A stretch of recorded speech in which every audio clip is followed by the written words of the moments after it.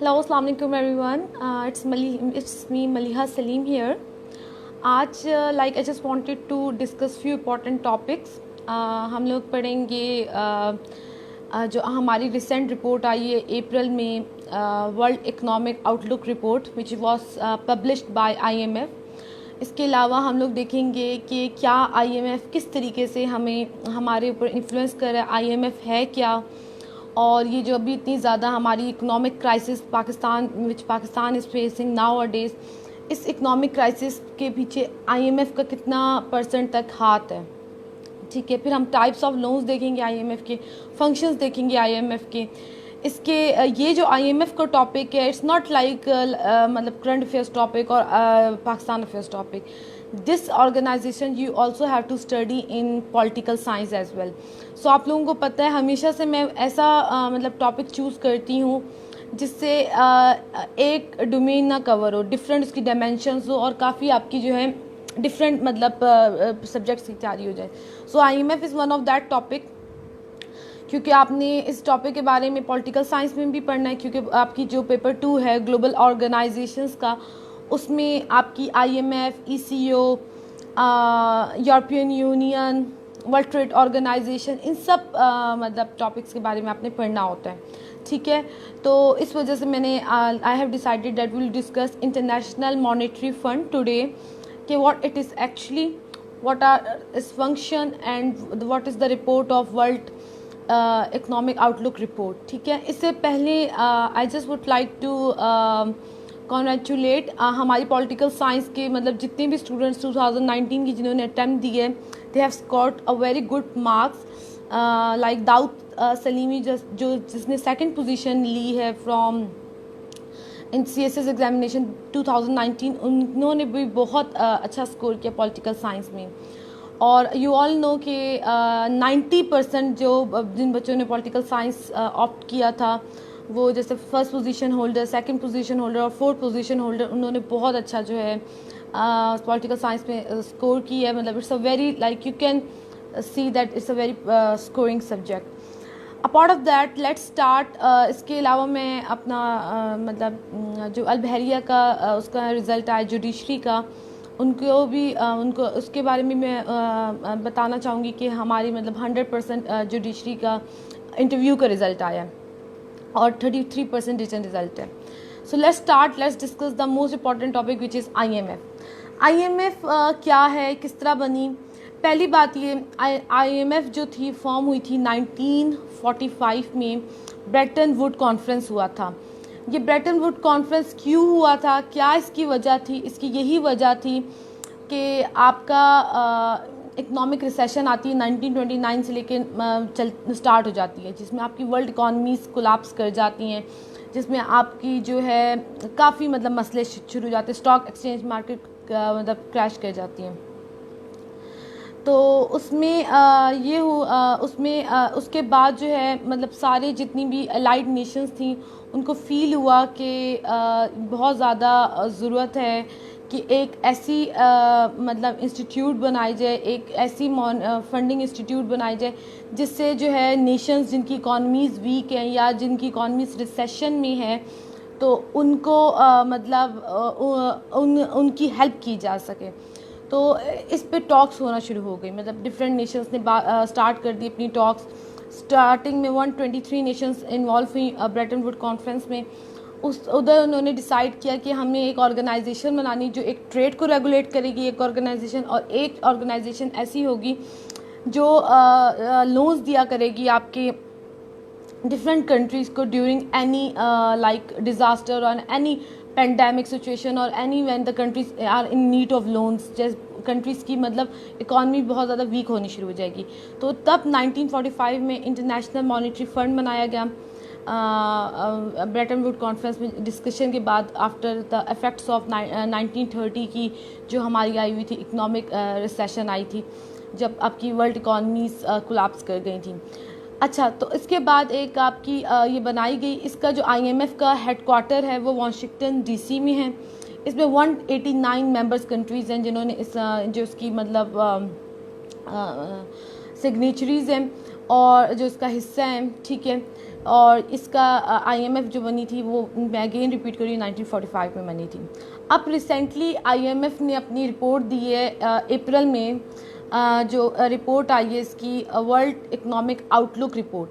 ये रिपोर्ट आती है मतलब साल में 2 बार आती है, एक अप्रैल के मंथ में आती है और एक अक्टूबर के मंथ में आती है। अप्रैल की जो रिपोर्ट आई है मतलब वो बहुत ही ज़्यादा मतलब डिप्रेसिंग सी थी और बहुत ज़्यादा उन मतलब लोग जो हैं उस रिपोर्ट को देख के डिप्रेस हुए, इकॉनमी कंट्रीज़ भी स्पेशली। उस रिपोर्ट में लाइक ये था कि जो वर्ल्ड इकोनॉमिक आउटलुक रिपोर्ट आई है उस रिपोर्ट के मुताबिक ये था कि आपकी जो एडवांस आपकी या जो इकॉनमीज़ हैं उनकी जो कमिंग एरा में इकॉनमी होगी वो -6% तक मतलब ड्रॉप कर जाएगी। जो आपकी एडवांस इकॉनमीज़ हैं लाइक फॉर इंस्टेंस अमेरिका जो है it is one of the advance economy, Europe आपका जो है एडवांस इकॉनमी में आता है। तो उस रिपोर्ट के मुताबिक वो -6% तक जो है उनकी GDP नेगेटिव में चली जाएगी। फिर जो है नेक्स्ट आपकी जो आई लाइक उस रिपोर्ट में ये बताया गया कि जो आपकी इमर्जिंग इकॉनमीज़ हैं जैसे कि China is one of the emerging economy, India is one of the emerging economy, तो इनका जो है GDP -3% तक ड्रॉप करेगी। और आपकी जो वर्ल्ड इकॉनमी है ओवरऑल मतलब जो मतलब जिसमें मतलब इफ़ेक्ट होगा वो -3% चली जाएगी सब वर्ल्ड इकॉनमी की थ्रू आउट। जो एक एनालिसिस आया कि ये कितना मतलब इसकी परसेंटेज होनी है। अब इस IMF की रिपोर्ट ने बताया कि अगर ये पेंडेमिक की सिचुएशन कंटिन्यू रहती है 2021 तक तो आपकी जो एडवांस इकॉनमीज़ हैं जैसे कि USA की या यूरोप की तो वो -11% तक गिर सकती हैं, मतलब इतनी नेगेटिव उनकी GDP जा सकती है, -11 तक जा सकती है। ठीक है, तो ये मतलब जो रिपोर्ट थी ये आई थी लाइक रिगार्डिंग द इकॉनमीज़। इसमें इस रिपोर्ट में जो है आपकी जो Gita Gopinath who is the chief economist उसने जो है ये बात बताई थी गीता गोपीनाथ ने कि it is one of the worst economic recession जो आई है। ये एक वर्स्ट इकोनॉमिक रिसेशन आई है पाकिस्तान मतलब through out the world after 1930। और उसमें उसने कहा था कि मतलब वी कैन नॉट प्रिडिक्ट कि आगे मतलब क्या होता है, किस तरीके से मतलब इकॉनमीज चलती हैं। अब फिर इस रिपोर्ट में IMF ने सॉल्यूशंस भी दिए, हर मतलब जो इतनी भी इसकी मेंबर्स कंट्रीज़ थी उसको सॉल्यूशंस बताए कि क्या क्या सॉल्यूशंस हो सकते हैं। जैसे कि इसमें ये सॉल्यूशन बताया गया कि आप जो हैं अपनी जो फैमिली वर्कर्स हैं, इस रिपोर्ट में बताया गया जो आपकी डिफरेंट फैमिलीज़ हैं, पुअर फैमिलीज़ हैं, तो गवर्नमेंट उनको जो है सपोर्ट करें। IMF ने सोल्यूशन बताया। दूसरा सोल्यूशन ये बताया कि शॉर्ट टर्म लोन्स प्रोवाइड किए जाएँ ताकि बिजनेसेस जो हैं नए बिजनेसेस सेट हों और इकॉनमी जो है बच जाए। इसके अलावा मतलब ये मतलब सोल्यूशन जो है IMF ने बताए। और इस मतलब ये जो टोटल आपकी वर्ल्ड इकोनॉमिक आउटलुक रिपोर्ट थी इसने जो प्रेडिक्शंस की थी वो अभी मतलब देखी जा रही हैं कि जून में इसका काफ़ी इफ़ेक्ट हुआ है। मतलब जून में भी देखा जा रहा है कि हमारी इकॉनमीज़ को इतना अच्छा काम नहीं मतलब कर रही। ठीक है, अब इसके बाद आपका आ जाता है इटली का फिगर और स्पेन का फिगर। IMF ने ये क्लियरली आपकी इस रिपोर्ट ने क्लियरली बता दिया कि इटली में कमिंग एरा में इसकी -9 तक GDP गिर सकती है। आपकी यूरोपियन यूनियन की -7.5 तक गिर सकती है जो रिपोर्ट थी। और आपकी जो है स्पेन की -7 तक जो है इतनी GDP जो है इसकी ड्रॉप करेगी। बिकॉज उसने कहा इस एक जो कोरोना वायरस है इससे सबसे ज़्यादा जो इफ़ेक्ट हुई हैं वो आपकी एडवांस इकॉनमीज इफ़ेक्ट हुई हैं than compare to the emerging economies. अब बात आती है कि IMF ने रिपोर्ट पब्लिश कर दी। अब ये चीज़ है कि IMF का क्या काम करती है एक्चुअली, ये इसके फंक्शंस क्या, मेन फंक्शंस क्या है इंटरनेशनल मॉनेटरी फंड के। पहला इसका इंटरनेशनल मॉनेटरी फंड का फंक्शन ये है कि ये असेसमेंट करती है हर इकॉनमी की, जितनी भी हमारी मेंबर कंट्रीज़ हैं 189 मेंबर्स कंट्रीज़ हैं, इन सब की जो है मतलब असेसमेंट करती है कि किस तरीके से इनकी इकॉनमीज़ चल रही हैं। फिर ये देती है टेक्निकल असिस्टेंस देती है, मतलब ये एडवाइस करती है कंट्रीज़ को मतलब एडवाइस करती है लाइक कंट्रीज़ को कि आप अपनी जो है किस तरीके से इकॉनमी को जो है बेहतर कर सकते हैं। सेकंड जो इसका मेन काम है। तीसरा जो उसका मेन फंक्शन है वो है रिगार्डिंग के ये जो है प्रोवाइड करती है फंड्स जब आपकी जो है इकॉनमी मतलब क्राइसिस में चली जाती है, ठीक है। तो ये इसके 3 मेन फंक्शंस हैं और इस IMF के मैं अगेन रिपीट कर रही हूँ 189 मेंबर्स हैं, ठीक है।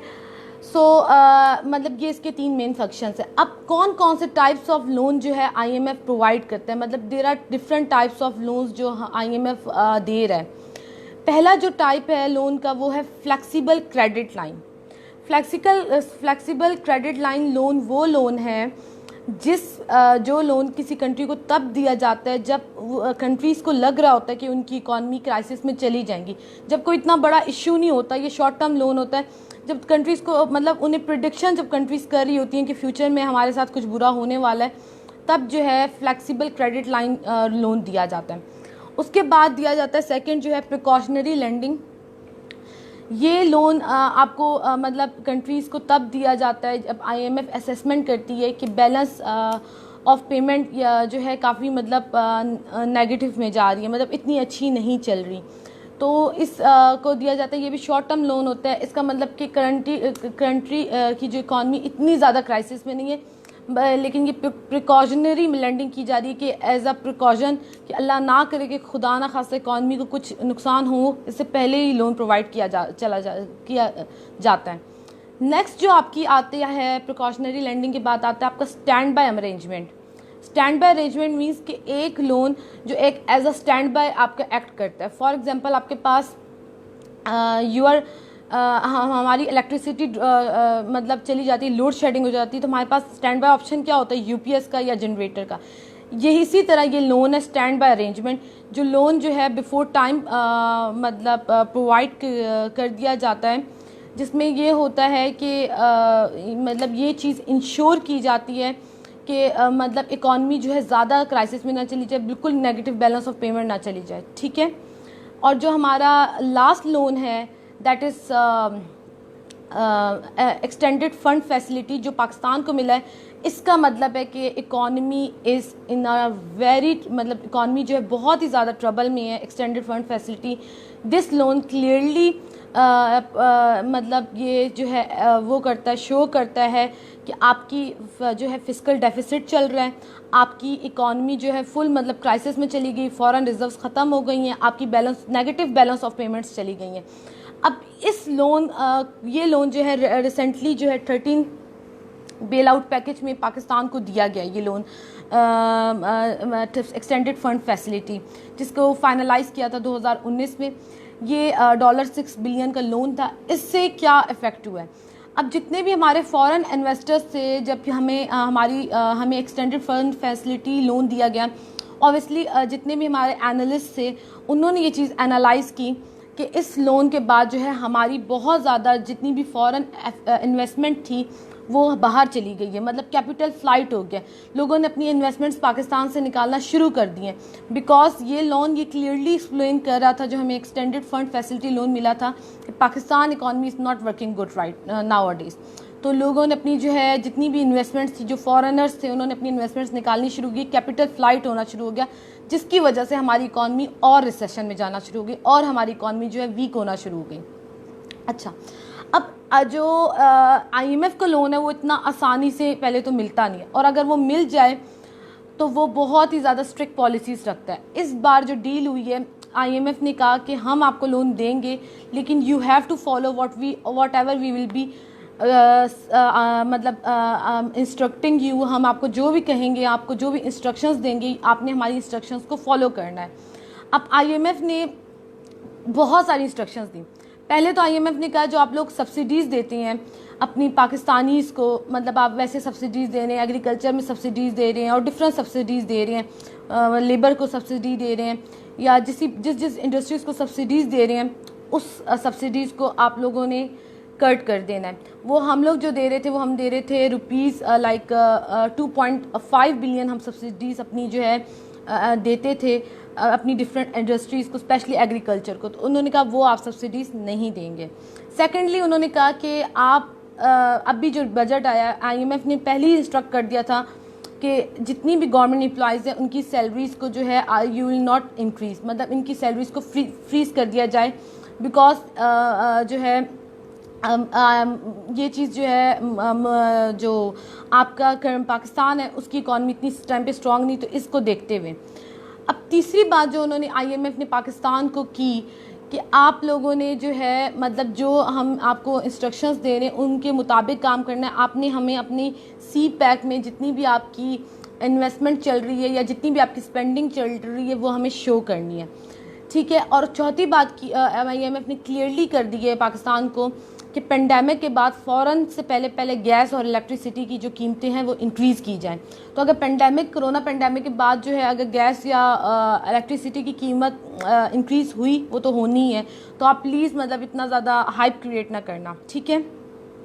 तो ये बातें IMF ने पाकिस्तान को क्लियरली कह दी। इसके अलावा IMF ने कहा कि मैं आपको टैक्स टारगेट दे रहा हूँ कि आपने इतना टैक्स कलेक्शन करनी है, और वो टैक्स टारगेट था ₹5103 बिलियन का। आपको IMF ने टैक्स टारगेट दिया कि आपने इतना टैक्स जो है कलेक्ट करना है इस कमिंग ईयर में, अगर आप जो है अपने आप को इस इकॉनमी मतलब इस जो है इकोनॉमिक रिसेशन से निकालना चाहते हैं। अब IMF को क्या है, IMF को डर है कि पाकिस्तान डिफ़ॉल्ट कर जाएगा। पाकिस्तान जो है मतलब पाकिस्तान इस तरह मतलब पाकिस्तान जो है डिफ़ॉल्ट कर जाएगा, पाकिस्तान हमारे ना लोन्स पे बैक नहीं कर पाएगा। अब IMF को चीज़ का ना मतलब इस तरीके से अंदाज़ा हो रहा है, इस तरीके से हो रहा है कि पाकिस्तान को FATF में है, पहले पाकिस्तान ग्रे लिस्ट किया हुआ है, पाकिस्तान की इकॉनमी पे सैंक्शंस लगी हुई हैं। उसके बाद काशिफ हुसैन मैं बताती हूँ, ma'am what is the reason that Pakistan economic growth remain 1.0 in 2021 despite considered improvement in 2019 before covid, please guide us. यही मैं काशिफ बता रही हूँ, जो अभी जो हमारी इकॉनमी है वो प्रिडिक्शन के मुताबिक 0.47 तक GDP हमारी, जो मैंने करंट फिगर्स चेक किए हैं उसमें गिरने वाली है। आप लोगों को ये मैं पहले बता दूं। और इन्फ्लेशन रेट जो है 9.8% तक से भी ज़्यादा बढ़ सकता है। वजह क्या थी? ये एक वजह नहीं है, वजह हुई IMF ने हमें कह दिया 2019 में IMF ने हमें लोन दिया। IMF ने कहा अपनी करेंसी डिवैल्यूएशन कर दी जाए। हम करेंसी डिवैल्यूएशन से क्या होता है, डॉलर महंगा हो जाता है। डॉलर इस टाइम पे 167 रुपीज़, मतलब अगर हम लोग 1 रुपी है ना तो हमारा 167 उसके मतलब एक हमारा रुपया एक 167 डॉलर के इक्वल हो गया, ठीक है। मतलब डॉलर महंगा हो गया, ऑब्वियस सी बात है, डॉलर महंगा हुआ है, इंपोर्ट्स महंगी हो गई हैं। First point is this, import जब महंगी हुई हैं, हम हर कंट्री से इंपोर्ट्स मंगवा रहे हैं, तो हमारा क्या चल रहा है, जब हम लोग इंपोर्ट्स मंगवा रहे हैं, हम जो है उन इंपोर्ट्स की पेमेंट्स टाइमली नहीं कर पा रहे क्योंकि हमारे पास इतना रेवेन्यू नहीं है, हम नेगेटिव बैलेंस ऑफ पेमेंट पे चले गए हैं, ठीक है। हमारी एक्सपोर्ट्स कम हो रही हैं, इंपोर्ट ज़्यादा हो रही हैं, और इंपोर्ट्स की भी हम पेमेंट नहीं कर पा रहे। थर्ड पॉइंट क्या हुआ, आपका 2 बार कैपिटल फ्लाइट हुआ है। कैपिटल फ्लाइट होता है कि जब आपकी फॉरेन इन्वेस्टमेंट आपके मुल्क से बाहर चली जाए। पहली बार तब हुआ था जब आपको FATF में ग्रे लिस्ट कर दिया गया, जब आपकी इकॉनमी पे सैंक्शंस लगा दी गई, ठीक है। ये आपकी कैपिटल फ्लाइट हो गया, आपकी इन्वेस्टमेंट्स जो है मुल्क से बाहर जाना शुरू हो गए। दूसरी बार तब हुआ जब IMF ने अनाउंस किया कि हम पाकिस्तान को एक्सटेंडेड फंड फैसिलिटी लोन दे रहे हैं। एक्सटेंडेड फंड फैसिलिटी का लोन का मतलब था कि Pakistan economy is not doing well, it's in a great trouble right now. तो ये लोन तब दिया जाता है किसी कंट्री को, और ये एक लॉन्ग टर्म लोन होता है, ये शॉर्ट टर्म लोन नहीं होता। इसकी जो है पीरियड होता है 3 to 5 ईयर्स और 10 ईयर्स तक का भी इसका पीरियड होता है। तो ये दिया गया, तो सारे इन्वेस्टर्स को डर लगा कि कहीं ये ना उनकी इन्वेस्टमेंट्स डूब जाएँ, उनकी जो कंपनीज़ हैं या उनकी इंडस्ट्रीज़ हैं जो उन्होंने बनाई हुई पाकिस्तान में डूब जाएँ, तो उन्होंने कैपिटल फ्लाइट शुरू हो गई, ठीक है। इस वजह से जो है हमारी करंटली 2021 में 1% जो है GDP है, और ये 0.47 तक जो है ड्रॉप करने वाली है इनकमिंग मंथ्स, ठीक है। और इसके अलावा जो हमारी मतलब मैंने आपको बता दिया फिस्कल डेफिसिट किस तरह हुआ। पहले अभी कोरोना जब नहीं आया था तो हर कोई रेमिटेंसेस भेजता था अपने बहन भाइयों को या अपनी फैमिली को जो वो बाहर से कमा रहा था। For example someone is earning in Saudi Arabia या अमेरिका या जर्मनी, वो अपने रेमिटेंसेस भेजता था। अब हमारे जो रेमिटेंसेस हैं वो जो है नहीं आ रहे, वो स्टॉप हो गए आना। आपका सऊदी अरेबिया ने क्लियरली ऑस्टेरिटी मेजर स्टार्ट कर दिए हैं कोविड-19 की वजह से। सऊदी अरेबिया ने कहा है कि मैं जो हूँ, जितने भी वर्कर्स हैं, कतर ने कह दिया, कुवैत ने कह दिया, ये सब लोग इस बात में बात कर रहे हैं कि जितने भी वर्कर्स हैं जो बाहर के ममालिक से आते हैं, जैसे कि इंडिया, पाकिस्तान और डिफरेंट ममालिक से आते हैं, ये सारे मतलब जितने भी आपके मुल्क हैं, इन्होंने अनाउंस कर दिया है कि हम लोग जो हैं अपने इन सारे वर्कर्स को मतलब जॉब से निकाल देंगे। किस वजह से जॉब से उन्होंने कहा निकाल देंगे? क्योंकि उनकी इकॉनमीज़ को भी बहुत मतलब बड़ा वो लगा है, मतलब एक काइंड ऑफ वो मतलब इकॉनमीज़ उनकी बुरी तरीके से हिट हुई हैं, तो उन्होंने कहा हम वर्कर्स ले ऑफ कर देंगे। इससे क्या होगा, जॉब जो अनएम्प्लॉयमेंट है वो बहुत ज़्यादा पाकिस्तान में बढ़ जाएगी, क्योंकि पाकिस्तान के 2 लाख जो अगर एक फ़िगर देखा जाए, वो सऊदी अरेबिया में 2 से 3 लाख जो है एम्प्लॉयज़ सऊदी अरेबिया में काम करें, कतर में काम करें, कुवैत में काम करें। अगर वो वर्कर्स जो हैं वापस पाकिस्तान आ जाते हैं तो एक हमारी जो सोर्स होगी रेमिटेंसेस की, वो ख़त्म हो जाएगी। हमारे मुल्क में रेमिटेंसेस नहीं आएंगे, मींस फर्दर इकॉनमी जो है आपकी डेप्रिसिएशन का शिकार हो जाएगी, फर्दर इकोनॉमिक रिसेशन आना शुरू हो जाएगी, अनस्टेबल हो जाएगी इकॉनमी। एक ये चीज़ हो गई है। अब दूसरी ये चीज़ हुई है कोविड-19 से, मतलब मैंने तो आपको बताया कि मतलब वर्कर्स निकल रहे हैं। अब रेमिटेंसेस कम हुए तो हमारा जो फॉरेन रिजर्व्स है ना, वो भी डिक्रीज़ होना शुरू हो गए। मतलब हमारे फॉरेन जो रिजर्व्स थे उनमें भी मतलब कमी हमने देखी है। कैपिटल हमारा फ्लाइट हो गया है, करेंसी डिवैल्यूएशन हुई हुई है। उसके बाद FATF में हम ग्रे लिस्ट हो चुके हैं ऑलरेडी। IMF की बहुत ज़्यादा स्ट्रिक्ट पॉलिसीज़ हैं। अब क्या होगा अगर अल्लाह ना करे पाकिस्तान डिफ़ॉल्ट कर जाता है या पाकिस्तान IMF की लोन नहीं पे कर पाता? पहली बात ये, अगर IMF फेल हो जाता है रीपे करने से IMF के लोन, तो हमें कोई भी ऑर्गेनाइजेशन लोन नहीं देगी, इंटरनेशनल ऑर्गेनाइजेशन हमें इसके बाद कोई लोन नहीं देगी अगर हम फेल हो जाते हैं। दूसरी बात ये कि आप अगर ये होता है IMF कि हम लोन नहीं पे कर पाते, तो हमारी बहुत ऑलरेडी हमने मॉर्गेज करवाई हुई हैं अपने एयरपोर्ट्स, मोटरवेज और बहुत सारी चीज़ें, तो वो बिल्कुल मतलब हमारे हाथों से निकल सकती हैं। ठीक है, इफ़रा चौधरी मैं आपको बताती हूँ हमने क्यों IMF से लोन लिया। ठीक है, और उसके बाद मतलब तीसरी बात ये हो सकती है कि हमारे बैंक रप्सी का भी, हमारे बैंक जो है उसका शिकार होते हैं बैंक रप्सी का, कि हम लोग फेल हो गए लोन पे करने से। तो ये बहुत सारी वजह हैं जो आपकी IMF अगर हम नहीं पे कर पाते तो हमारे साथ होगा। इसके अलावा अगर हम नहीं लोन पे करेंगे तो हमारी और करेंसी डेप्रिसिएशन होने वाली है, करेंसी हमारी और डेप्रिशिएट कर दी जाएगी। अगर अभी 1 रुपया हमारे डॉलर 167 के बराबर है, तो कल को अगर हम पे नहीं कर पाएंगे तो करेंसी डेप्रिसिएशन इतनी ज़्यादा हो जाएगी कि डॉलर जो है 200 तक जा सकता है। तो हमने ये लोन पे करने, ऑलरेडी हमने जो है IMF के डॉलर 5.8 बिलियन लोन्स पे करने हैं जो हम अब तक पे नहीं कर चुके, वो ड्यूज़ हैं हम पे, मतलब वो तो हमारे ऊपर ड्यू अभी तक बना हुआ है। अभी हमने फिर नया जो है लोन ले लिया, 13th बार लोन लिया है, डेट इज़ $6 बिलियन का। अच्छा, जो हमारा IMF ने लोन दिया था ना, IMF का काम है जब भी वो लोन देता है तो बहुत हाईएस्ट इंटरेस्ट रेट्स के साथ देते हैं। लास्ट टाइम जो IMF ने लोन दिया उसमें इंटरेस्ट रेट था 8.75, मतलब इंटरेस्ट रेट, इतना ज़्यादा इंटरेस्ट रेट पे उसने हमें लोन दिया है। तो ये इंटरेस्ट रेट जो है, मतलब जैसे जैसे डॉलर महंगा हो रहा है, ऑब्वियस सी बात है उतना ही ज़्यादा हमारा लोन जो है हम पे, एक्सटर्नल डेप्थ हम पे बढ़ता जा रहा है। और उसी तरह अब ये लोन भी हमें बहुत ज़्यादा हाईएस्ट इंटरेस्ट रेट्स पे दिया गया है। तो Pakistan economy is not doing well at all. ठीक है, मैंने आपको टाइप्स ऑफ लोन्स बता दिए, पाकिस्तान का बता दिया, और ये बताया कि क्या क्या हो सकता है। इसके अलावा हम let me see the questions क्या है। मैम यूएसए हिस्ट्री का सेंशन मतलब बहुत जल्दी स्टार्ट हो रहा है, it's like starting from Monday, तो यू कैन ज्वाइन। अच्छा इफ्रा, yes ma'am, we are right, our port is almost $5 to $20 billion, however export is just $243 billion, a huge gap। exactly, बहुत बड़ा एक huge gap है। हम लोग ट्रेड डेफिसिट में जा रहे हैं और जैसे कि मैं बता चुकी हूँ कि we are not doing well, हम लोग बिल्कुल भी एक अच्छी तरीके से नहीं काम कर रहे। अच्छा, Ifra, do you think we should have taken loan from IMF in the Ifra? देखो, हमारे पास ऑप्शंस नहीं थे, we were not having any options. जब इमरान खान आया, अकॉर्डिंग टू इमरान खान हमारे फॉरेन रिजर्व्स ऑलरेडी नेगेटिव में थे। क्यों नेगेटिव में थे मैं फिर बता रही हूँ। हम FATF में चले गए थे, ग्रे लिस्ट में चले गए थे, सैंक्शंस हम पे लग चुकी थी। हमें जो है लोन चाहिए था ताकि हम उस लोन को यूज़ करके कोई इन्वेस्टमेंट कर सके और उस इन्वेस्टमेंट से जो है हम रेवेन्यू जनरेट कर सकें, ठीक है। इसके अलावा हमारी जो है हम ट्रेड डेफिसिट ऑलरेडी फेस कर रहे थे।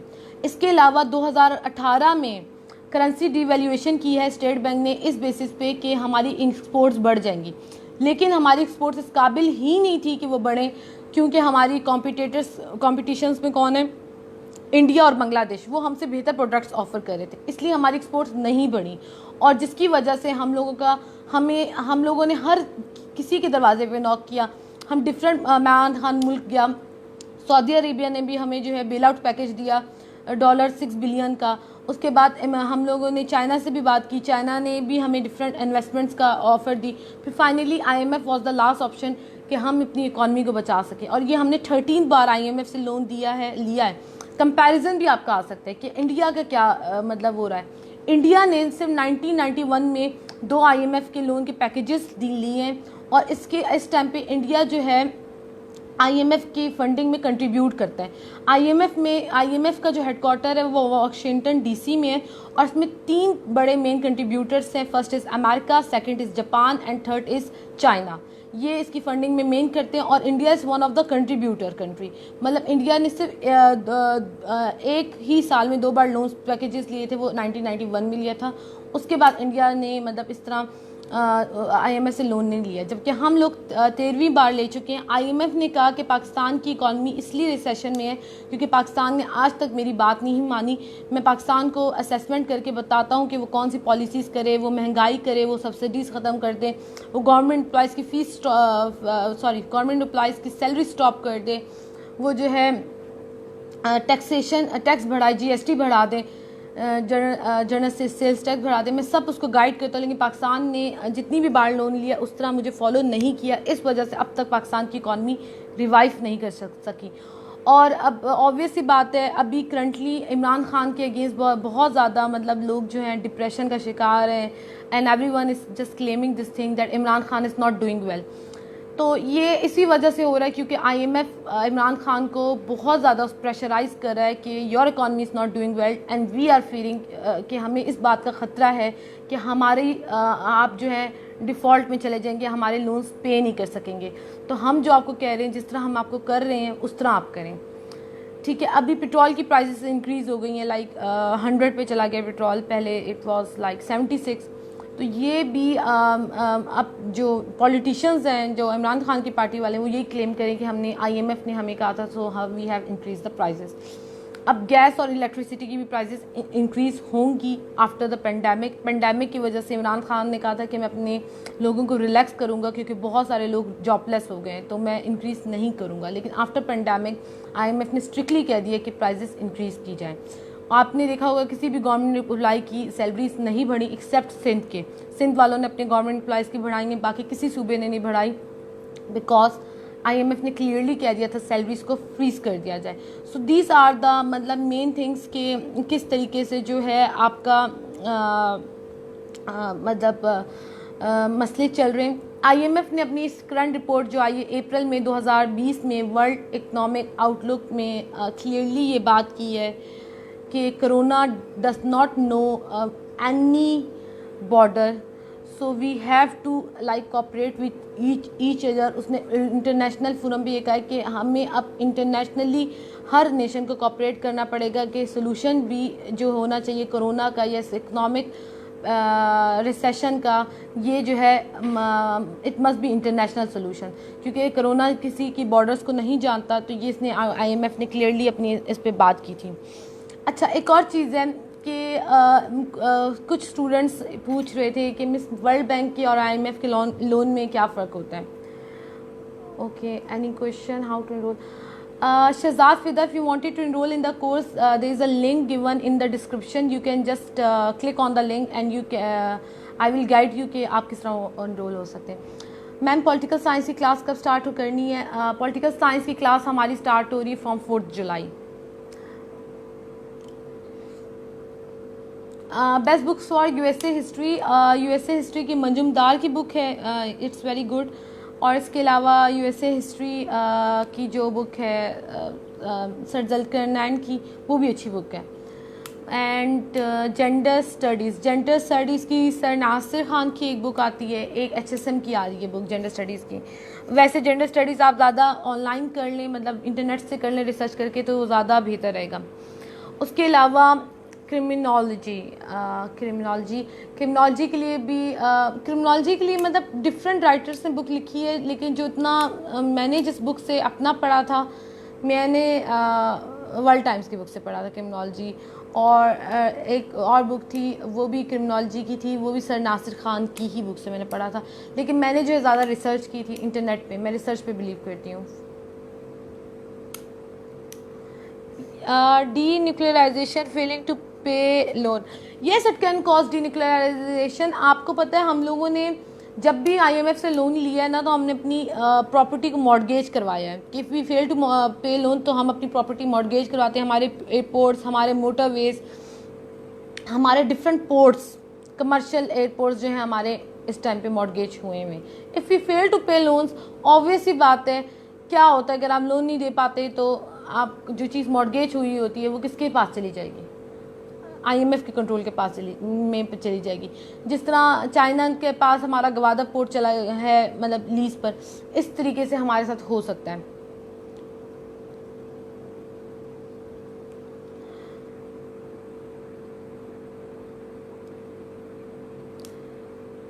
Well, China will take over Gwadar port.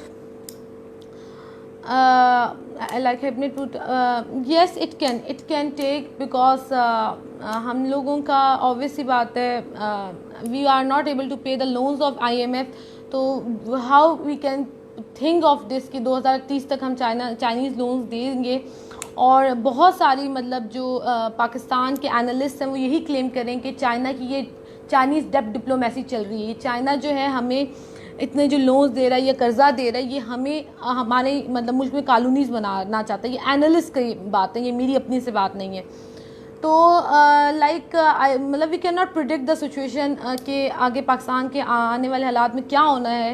लेकिन the thing is that now Pakistan economy is in a great trouble. It's not doing well, क्योंकि बहुत सारी वजह हुई हैं. करंट अकाउंट डेफिसिट बहुत चल रहा है. मैम इन्वेस्टमेंट कहाँ ही है क्या? देखो वक़ार अली थीबो, जैसे ईरान गैस पाइपलाइन जो है हमारी स्टॉप हो गई थी बनना आफ्टर, जब ईरान पे सैंक्शंस लगती हैं 2018 पे, तो अब भी फिर से ईरान गैस पाइपलाइन पे बात हुई है और उन्होंने कहा हम 2024 तक कंप्लीट कर देंगे. ईरान गैस पाइपलाइन जो थी हमारी 900 किलोमीटर कंप्लीट हो गई थी, और टोटल जो ईरान गैस पाइपलाइन का प्रोजेक्ट है वो 1150 किलोमीटर का है. लेकिन 900 किलोमीटर कंप्लीट हो गई थी. अभी इन्होंने साइन किया, एग्रीमेंट किए, मेमोरेंडम साइन किया है कि हम लोग जो हैं 2000 आपकी जो कमिंग है 2024 तक 2024 तक हम लोग ये पाइपलाइन कर देंगे कंप्लीट. ये एक प्रोजेक्ट है. फिर उसके बाद हमारे डिफरेंट प्रोजेक्ट्स चल रहे हैं चाइना के साथ, इन्वेस्टमेंट प्रोजेक्ट्स. जैसे कि आपने देखा होगा चाइना ने हमें मतलब डिफरेंट हाइड्रो पावर प्रोजेक्ट्स हैं, हमारे सोलर पावर प्रोजेक्ट्स हैं जो चाइना ने पाकिस्तान में इन्वेस्टमेंट करनी है. तीसरा एक है सऊदी अरेबिया ने अपनी ऑयल रिफाइनरी के लिए एक मतलब साइन किया एग्रीमेंट कि वो गवादर में अपनी अरामको मतलब कंपनी जो है सऊदी अरेबिया ने कहा कि हम अपनी ऑयल रिफाइनरी लगाएंगे ताकि पाकिस्तान में जो है रेवेन्यू जनरेट हो सके. इस तरीके की इन्वेस्टमेंट्स जो हैं पाकिस्तान में इस एरा में, इस कमिंग ईयर में 2020 में देखी गई हैं. ठीक है Waqar Ali.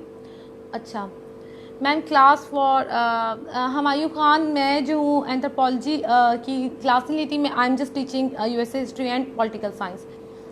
Ma'am difference between IMF and world bank loan. Asghar Khan बहुत ही अच्छा आपने क्वेश्चन पूछा है.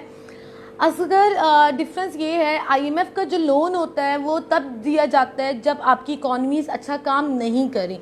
IMF loan means that your economy is in a great trouble, your economy is not doing well. World bank का लोन तब दिया जाता है जब आपकी इकॉनमी ग्रोथ कर रही होती है, और वर्ल्ड बैंक हम लोग जो है अपना एक आइडिया होता है कि हम लोगों ने एक प्रोजेक्ट स्टार्ट करना है। फॉर इंस्टेंस मैं आइडिया देती हूँ वर्ल्ड बैंक को कि I am starting the project of dam. इस डैम से जो है मैं रेवेन्यू इस तरीके से जनरेट करूँगी कि एक तो मैं अपने hydro power projects power stations लगा लूँगी कि इलेक्ट्रिसिटी जनरेट होगी। दूसरा जो है ये इसका जो है डैम का जो है पानी यूज़ किया जाएगा डिफरेंट एग्रीकल्चर एरियाज़ में, ताकि हमारा एग्रीकल्चर जो है अच्छी तरीके से जो है रिवाइव कर सके। इस तरह का मैं आइडिया दूंगी तो वर्ल्ड बैंक अगर मेरे आइडिया से इम्प्रेस होगा और उसे लगेगा कि हम मतलब हमारी कंट्री डिफ़ॉल्ट नहीं करेगी, तो वर्ल्ड बैंक हमें जो है लोन दे देगा for the purpose of growth. But IMF loan जो है हमें तब देता है जब economy is in a great trouble, और वर्ल्ड बैंक का लोन इतनी आसानी से नहीं मिलता है। IMF का मिल जाता है लेकिन उसके साथ बहुत स्ट्रिक्ट पॉलिसीज़ होती हैं। IMF हर टाइम जो है अपना एक विजिलेंट आई रखती है, एक ना वॉच डॉग की तरह बंदे के ऊपर बैठी रहती है, हर टाइम देखती रहती है कि इसकी इकॉनमी किस तरह कर रही है, काम क्या हो रहा है, किस तरह नहीं हो रहा। तो ये एक चीज़ है IMF और वर्ल्ड बैंक के लोन में फ़र्क, कि IMF के लोन की जो इंटरेस्ट रेट है वो बहुत ज़्यादा हाई होते हैं। अभी भी जो हमारा इंटरेस्ट रेट मैंने आपको बताया है कि जो लास्ट IMF लोन का था वो 8.75 था इंटरेस्ट रेट, मतलब बहुत ज़्यादा हाई था। और आप देख रहे हैं कि कितना ज़्यादा डॉलर स्ट्रॉन्ग हो रहा है, डॉलर हमारा कितना ज़्यादा मतलब वो हो गया 167 तक चला गया, और पाकिस्तान जो है करेंसी डीवैल्यू होती जा रही, करेंसी डिवैल्यूएशन हो रही। डॉलर अगर महंगा हो रहा है इसका मतलब हमने ज़्यादा लोन अब पे करना है, डॉलर बढ़ गया, उसकी कीमत बढ़ गई, तो अब हमारा लोन भी बढ़ रहा है साथ साथ। इस तरह नहीं होगा कि हमारा लोन उतना ही रहेगा जितना जितना पहले था। Comprehensive books for political science, सहर मलिक कारावान की बुक है, शबीर चौधरी की, और मजरुल हक की बुक है MA पॉलिटिकल साइंस की जो एक बुक आती है, जड हरमन की बुक है वेस्टर्न पॉलिटिकल थिंकर। और जो सबसे ज़्यादा इन सब में कॉम्प्रिहेंसिव बुक है, वैसे पॉलिटिकल साइंस की कोई भी बुक अब तक मैंने कोई कॉम्प्रिहेंसिव इतनी ख़ास नहीं देखी। वर्ल्ड टाइम्स ने कॉम्प्रिहेंसिव बुक बनाई है लेकिन वो सही तरीके से सारी डोमेन्स को मैंने जो बुक पढ़ी जितनी मैंने पढ़ी वो कवर नहीं कर रहा। तो जो सारी डोमेन्स को अच्छी तरीके से कवर कर रहा है वो कारावान की बुक कर रही है। Syed Fayazullah, how to make study plan. Well study plan इस तरह आपने बनाना है कि आपने अपने सब्जेक्ट्स देख लें कि मेरे पास 11 सब्जेक्ट्स हैं। आपने हर सब्जेक्ट को डिवाइड कर लेना है टाइम स्पैन में, कि मैं एक हफ्ते में जो हूँ, अगर मैं एक सब्जेक्ट उठा रहा हूँ पॉलिटिकल साइंस, तो मैं पॉलिटिकल साइंस का पेपर 1 पूरा करता हूँ और दूसरे हफ्ते में मैं पेपर 2 पूरा कवर करता हूँ। ऑल्दो इट्स वेरी डिफ़िकल्ट, अगर आप जो है बिगिनर हो तो आप कभी भी पॉलिटिकल साइंस 1 या 2 हफ्तों में कवर नहीं कर सकते। You need a time at least 3 months अगर आप बहुत स्लो पेस में जा रहे हो, और 1 मंथ अगर आप बहुत दिन रात स्टडी कर रहे हो। उसके बाद अपना टाइम डिवाइड कर लो, एक टाइम रखो फॉर इंग्लिश के लिए रख लो कि आप विकेबलरी पढ़ो, उसके बाद एक टाइम रख लो फॉर इंग्लिश प्रेसी के लिए, और एक टाइम आप स्टडी प्लान रख लो कि आप कोई भी अपना ऑप्शनल सब्जेक्ट करोगे।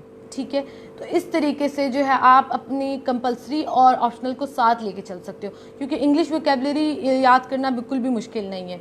और आपका दूसरी बात करंट अफेयर्स आप रोज़ की न्यूज़ सुना करो, रोज़ के आर्टिकल्स पढ़ा करो।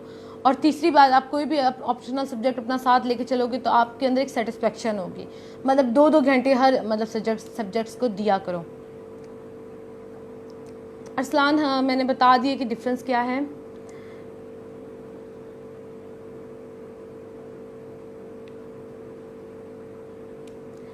साजिद देखो, इतनी बार लोन लेने के बाद भी इकॉनमी बेहतर नहीं हो पाई। एक तो सबसे बड़ी ईवल जो है वो है करप्शन, दूसरी बात ये है लैक ऑफ पुअर गवर्नेंस इतनी अच्छी नहीं, पुअर सिस्टम है गवर्नेंस का।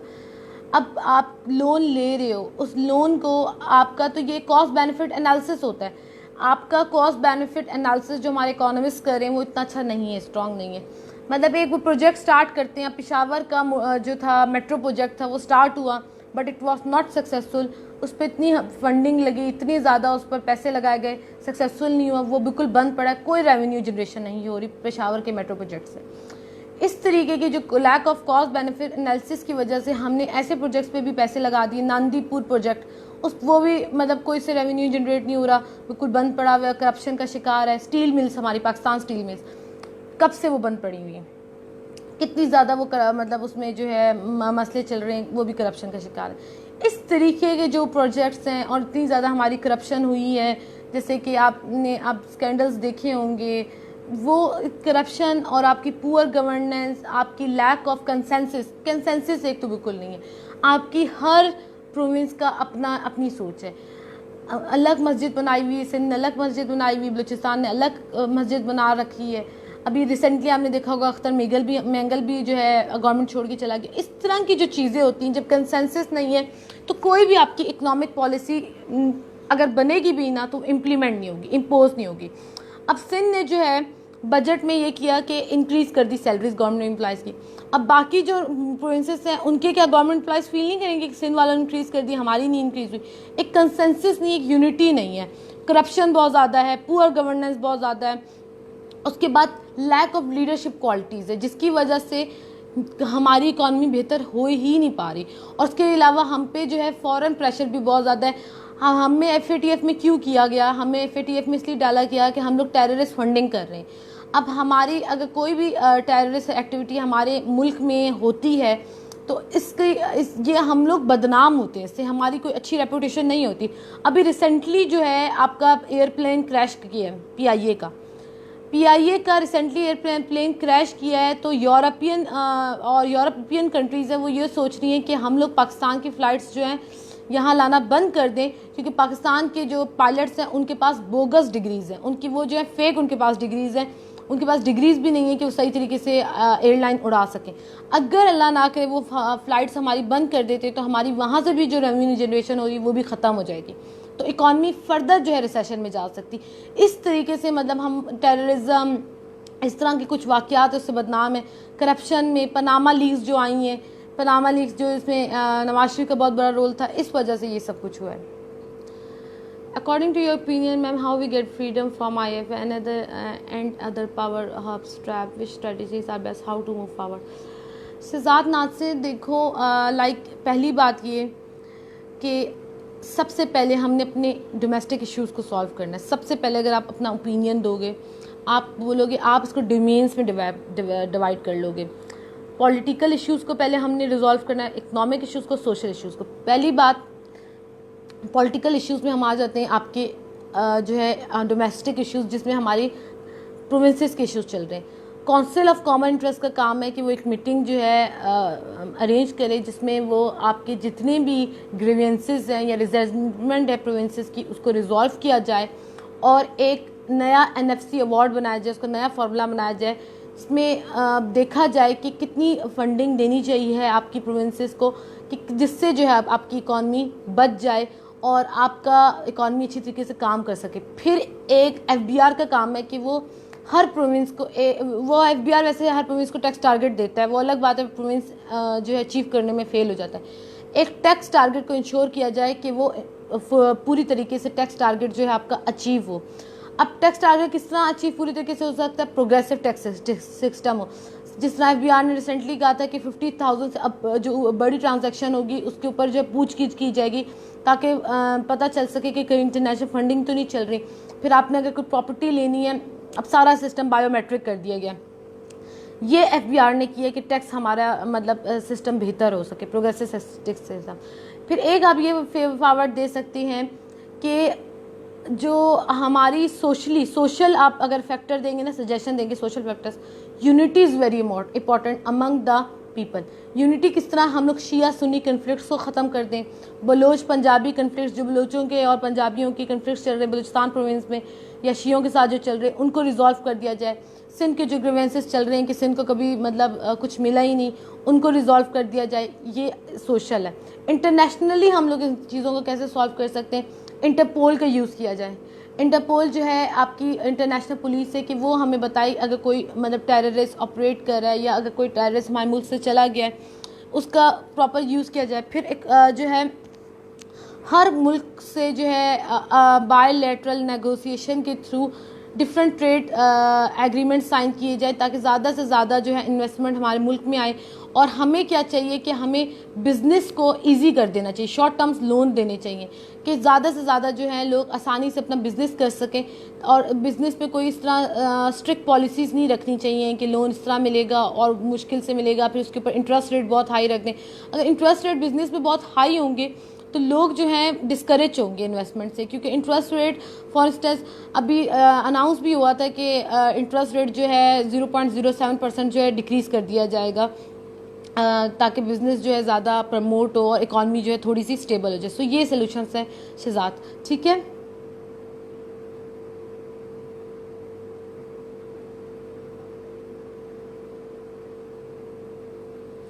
Yes, Shaheen, Shayan, China is not like East India company, but there is a different controversy कि चाइना की डिप्लोमेसी है क्या। Madam how can we get rid, मैंने सना अख्तर अभी मतलब बताया कि कैसे हम गेट रिट हो सकते हैं, हम कैसे निकल सकते हैं, ये तो प्रोसेस चलता रहेगा। इकॉनमी बिल्कुल नीचे, सबसे पहली बात ये करप्शन ख़त्म करना, टैक्स सिस्टम को इम्प्रूव करना, FBR को स्ट्रॉन्ग करना। उसके बाद हमारी जो है फॉरेन पॉलिसी इतनी अच्छी होनी चाहिए कि हमारे रिलेशंस इंडिया के साथ, ईरान के साथ हमें चाहिए और अफगानिस्तान के साथ हम इम्प्रूव करें, हम उनकी मार्केट्स को यूज़ करें, हम अपने एक्सपोर्ट्स उनकी मार्केट्स में भेजें ताकि हमारे एक्सपोर्ट्स बढ़ें, ठीक है। फिर हमें टर्की को जो हमारा है या हमारे डिफरेंट जो मुस्लिम ममालिक हैं जैसे सऊदी अरेबिया हो गया या यूनाइटेड अरब एमिरेट्स हो गया, इन सब को कहना चाहिए कि हमारे मुल्क में ज़्यादा से ज़्यादा इन्वेस्टमेंट्स करें। हम लोग आप इतना ज़्यादा इंटरेस्ट नहीं चार्ज करेंगे, हम आपका इतना वो मतलब वो रखेंगे, शेयर रखेंगे।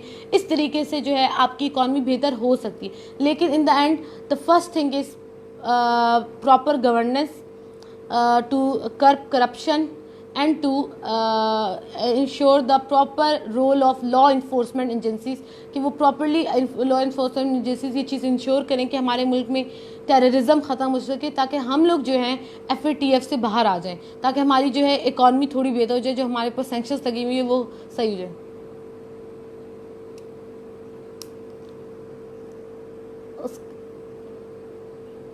मैं लाइक बता सकती हूँ, मैंने साइमा गुल लोन्स के बारे में डिफ्रेंशिएट किया कि क्या लोन्स है। IMF का लोन तभी मिलता है, और IMF के अगर आप प्रॉपरली कोई ऑर्गेनाइजेशन सही तरीके से पढ़ेंगे किताबों से तो आप लोगों को रियलाइज़ होगा कि IMF का लोन तब मिलता है जब आपकी इकॉनमी इतनी अच्छी काम नहीं करी। इसलिए IMF ने टाइप्स ऑफ लोन रखे हुए, और IMF बनी ही इस वजह से थी कि वो इकॉनमी असेसमेंट करे और जो है तब फंडिंग दे जब आपकी बैलेंस ऑफ पेमेंट जो है नेगेटिव में या सही नहीं हो रही। I think IMF loan is given with guidelines, you have to follow those if you don't they won't give. Exactly, IMF loan जो है गाइडलाइंस के साथ मिलता है और वो फॉलो करनी पड़ती है। पहले IMF लोन के ऊपर बहुत ज़्यादा नेगोशिएशन हुई है और बहुत मुश्किल से ये फाइनलाइज हुआ है package.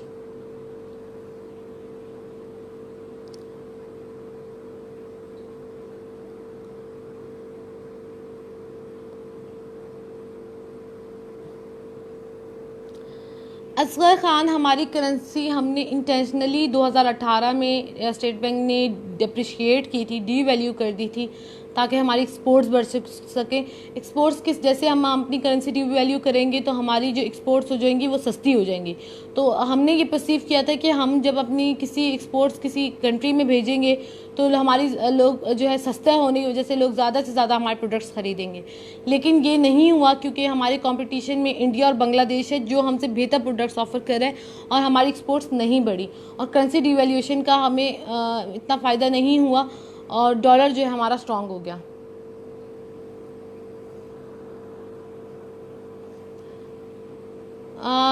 Yes, Masood Ali philosophy overlap करती है पॉलिटिकल साइंस में।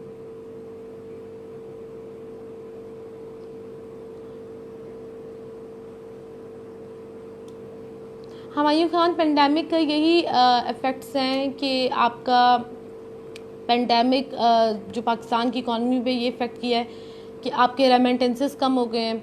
उसके अलावा जो है फॉरेन रिज़र्व ऑब्वियसली बात है वो डिक्रीज़ हुए हैं क्योंकि हमारी कैपिटल फ़्लाइट हो गई है क्योंकि पाकिस्तान की इकॉनमी इतना अच्छा नहीं काम करी और पेंडेमिक से बहुत ज़्यादा लोग जॉबलेस हो गए हैं, आपको ये पता होगा, ठीक है।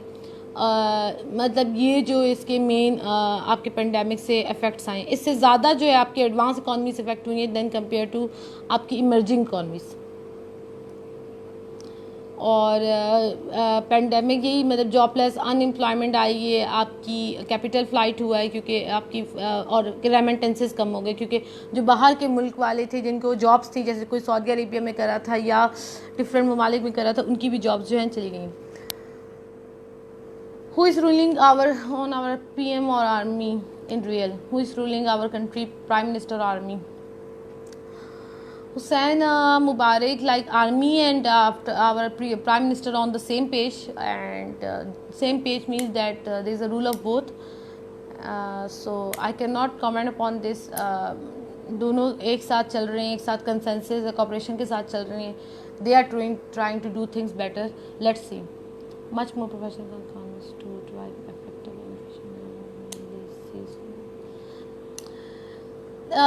सैयद सादत अली, हम लोग जितने भी अच्छे इकॉनमिस्ट अपॉइंट कर लें, प्रोफेशनल इकॉनमिस्ट अपॉइंट कर लें, लेकिन बात वहीं आके रुक जाती है.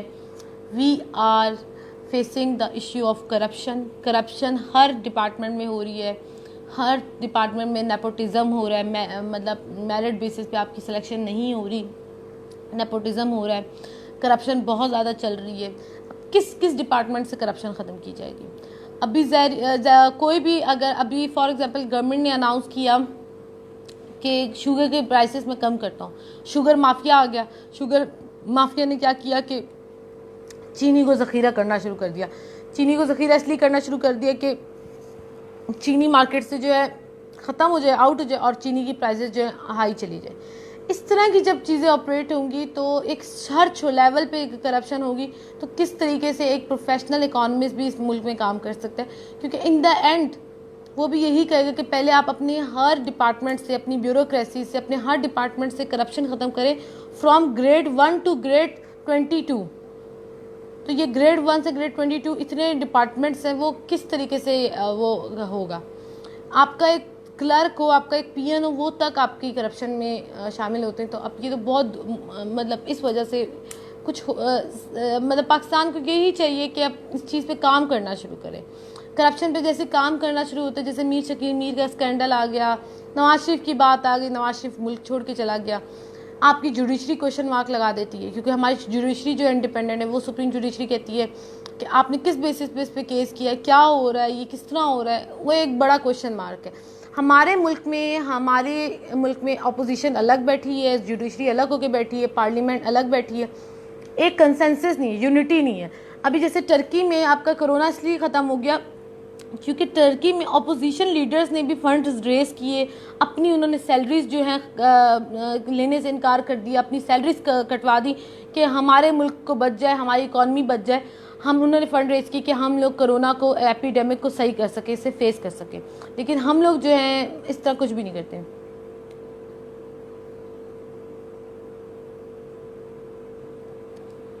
मकसूद सद्दाम, मैंने क्वेश्चन नंबर 2 मेरे पास सामने नहीं पड़ा, वरना मैं आपको एक्सप्लेन कर देती पॉलिटिकल साइंस का.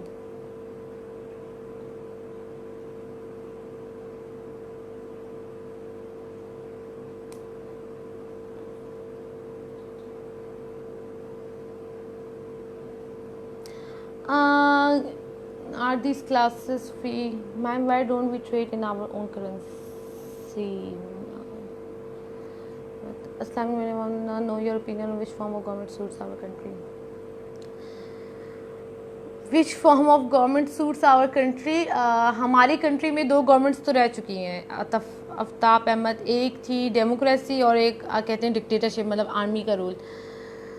सबसे ज़्यादा आपकी इकॉनमी जो अच्छा काम करी थी वो अयूब खान के दौर में करी थी, मतलब डिक्टेटरशिप में. मतलब आई वॉन्ट से कि dictatorship suits our government, but अगर एनालिसिस किया जाए तो इकॉनमी हमारी सबसे अच्छी तभी काम करी थी. अच्छा ma'am, what scope of BSIR in Pakistan? BSIR का scope in Pakistan like it's a good subject, लेकिन इतना कोई मतलब इसमें ये है कि आप IR करके यूनाइटेड नेशन की जो ऑर्गेनाइजेशन है उसमें ज्वाइन कर सकते हो. That's all what I know about it. और IR को आप ऑप्ट आउट कर सकते हो इन डिफरेंट कॉम्पिटिटिव एग्जामिनेशन।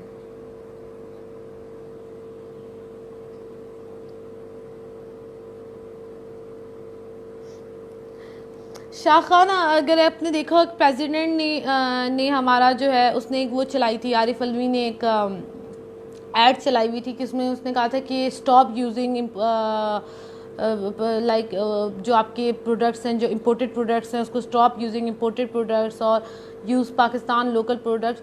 तो जब उसने कहा और स्टार्ट सेलिंग डॉलर, तो ये उसने जब एक वो चलाई थी, एक काइंड ऑफ वो मतलब एक मूवमेंट चलाई थी, तो उसमें इसमें सारी चीज़ें गई थी कि आप इंपोर्ट्स कम से कम यूज़ करें। लेकिन इन द एंड पाकिस्तान की कंट्री के जो लोग हैं वो पाकिस्तान की प्रोडक्ट्स को इतना ज़्यादा यूज़ नहीं करते बनस्बत फॉरेन इम्पोर्टेड प्रोडक्ट्स को, क्योंकि वो यही कहते हैं क्वालिटी अच्छी नहीं।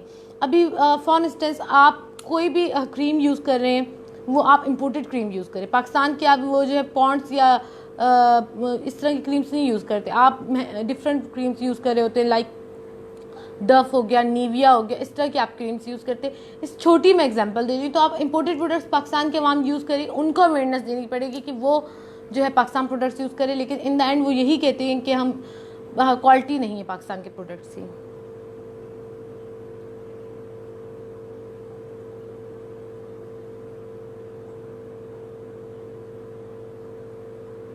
पहली बात ये कि पाकिस्तान जो है ECO का इकनॉमिक कॉपरेशन ऑर्गेनाइजेशन का हिस्सा है, और पाकिस्तान ने अपनी जो है जिसमें आपके डिफरेंट लाइक 10 मेंबर्स हैं, जिसमें पाकिस्तान ने ट्रेड करनी है अपने मेंबर्स कंट्रीज़ के साथ, और वो एक जो उसमें वो फ्री ट्रेड स्टार्ट कर सकता है, जिससे पाकिस्तान की एक और तरीके से भी इकॉनमी इंप्रूव कर सकती है कि हमें एक मतलब डिफरेंट हम मार्केट्स को एक्सप्लोर कर सकते हैं, जिसमें हमारी अफगानिस्तान, काज़ाकिस्तान, ईरान, ये डिफरेंट मतलब ममालिक जो है इस ECO का हिस्सा हैं।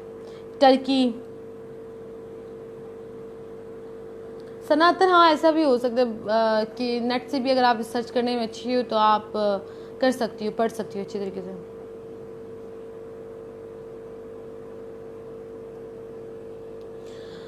पॉलिटिकल साइंस की ओपिनियन बिल्डिंग के लिए देखो मैं आपको पढ़ा रही हूँ इस टाइम पे करंटली पॉलिटिकल साइंस की। पॉलिटिकल साइंस का टॉपिक है IMF। पॉलिटिकल साइंस में आपकी जो ऑर्गेनाइजेशन है, वर्ल्ड ट्रेड ऑर्गेनाइजेशन है, इकोनॉमिक कॉपरेशन ऑर्गेनाइजेशन है, IMF है, यूरोपियन यूनियन है। ये मतलब आपने ऑर्गेनाइजेशंस जो है करनी है, ठीक है। तो मैं आपको ये IMF जो है ये टॉपिक मैं इसका ही पढ़ा रही हूँ। इसमें मैंने IMF में आप मुझसे पूछ रहे हो, एक बच्चा पूछ रहा है कि ओपिनियन कैसे मैं बिल्ड कर सकता हूँ। मैंने अपने ओपिनियंस दिए हैं, आपको टाइप्स ऑफ लोन्स बताए हैं, मैंने आपको IMF के फंक्शंस बताए हैं, फिर मैंने आपको बताया कि IMF ने जो हमें लोन दिए वो $6 बिलियन के दिया। मैंने अपना ओपिनियन बताया है, और ये तक भी बताया है कि IMF ने ये पाकिस्तान को कह दिया कि अपनी सब्सिडीज ब्रेक कट कर दे, क्या क्या मतलब ₹2.5 बिलियन सब्सिडीज़ जो है ना दे इंडस्ट्रीज़ को। ये सारी पॉलिसीज़ बजाई हैं जो IMF ने की हैं। मतलब मैंने बहुत अच्छी तरीके से बताया कि किस तरीके से आप एक ओपिनियन दे सकते हो। ओपिनियन आपका इस तरह बिल्ड होता है, या एनालिसिस आपको इस तरह बिल्ड होता है जब आप ऑब्जर्व करते हो हर चीज़ को, जब आप उसकी बेसिक से स्टार्ट करते हो। अगर आपको पता ही नहीं IMF क्या है, आपको ये पता ही नहीं ये क्यों बना है। मैंने अभी IMF का बताया कि ये बना तब था जब आपकी इकोनॉमिक रिसेशन आती 1930 में, और तब एलाइड नेशंस को फील होता है कि हमें एक ऐसी ऑर्गेनाइजेशन की ज़रूरत है जो अगर इकॉनमी हमारी कमज़ोर है या वीक है तो वो हमें हेल्प कर सके, हमें लेंडिंग कर सके, एमरजेंसी लेंडिंग कर सके। तो उसके लिए IMF बनाई गई थी, और उसी टाइम पे वर्ल्ड ट्रेड ऑर्गेनाइजेशन भी बनाई गई थी, WTO, जो इसलिए बनाई गई थी कि इंश्योर की जाए free economy, free trade ensure की जाए। क्योंकि आपका 1933 में अगर आपने देखा हो, पढ़ा हो USA history, smooth Hawley act पास हुआ था, जिसमें अमेरिका ने जो है बहुत सख्त जो है टैरिफ्स लगा दिए थे, अपने प्रोडक्ट्स महंगे हो गए थे, और सारी चीज़ को फॉलो किया था। वो प्रोटेक्शनिस्ट अप्रोच थी उसकी, वो प्रोटेक्शनिस्ट सबने मतलब थॉमस पिकने ने कहा था कि अगर हम तो ये किसी का भी इंटरेस्ट नहीं है, हमें चाहिए कि हम एक फ्री इकॉनमी इंश्योर करें अपनी दुनिया में।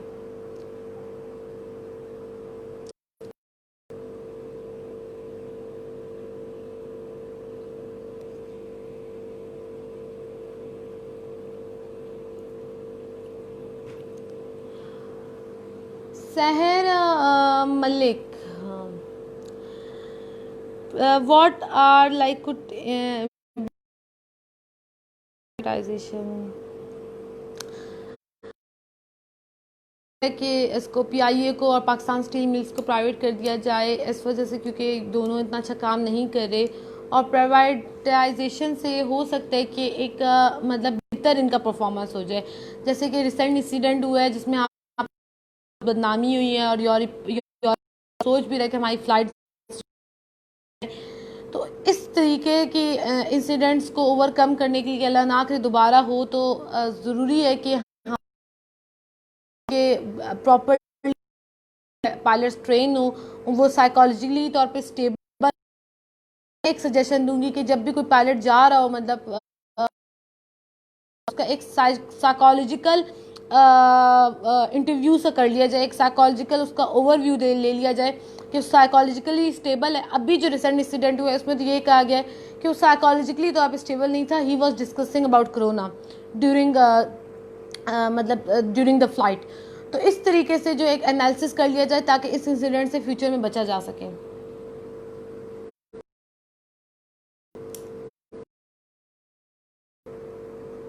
सब्जेक्ट सिलेक्शन की मैं बात की ऑलरेडी, बहुत सारी वीडियोस बना चुकी हूँ और आप आराम से मेरी मतलब वो वीडियोस इसी पेज पे चेक कर सकते हैं। इसके अलावा मैंने ब्लैक रेसिज्म पे भी वीडियो बनाई हुई है, वो भी मेरी चेक कर सकते हैं। मैंने डिफरेंट वीडियोस बनाई हैं जो लाइक पॉलिटिकल साइंस की मैंने टॉपिक पे भी वीडियोस बनाई हैं, प्लेटो, अरिस्टोटल एंड डिफरेंट थिंकर्स के बारे में भी, ठीक है। So you can watch those videos. Okay, that's all for today. I guess I have answers all the question और the discussion was fruitful। आपको समझ आ गया होगा कि IMF क्या है, IMF के functions क्या हैं और इकोनॉमिक वर्ल्ड आउटलुक रिपोर्ट में क्या बताया गया है। So this is all. Thank you everyone. Allah Hafiz. Take care.